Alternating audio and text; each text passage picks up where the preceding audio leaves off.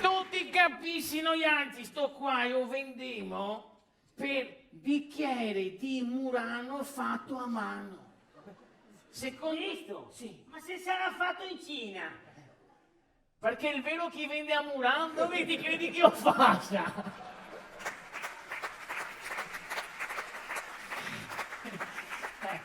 Quanti schiaffasimo secondo te? 5 euro. 5 euro. Ci sei mai stati a Murano? Minimo facciamo 400 euro. 400 euro!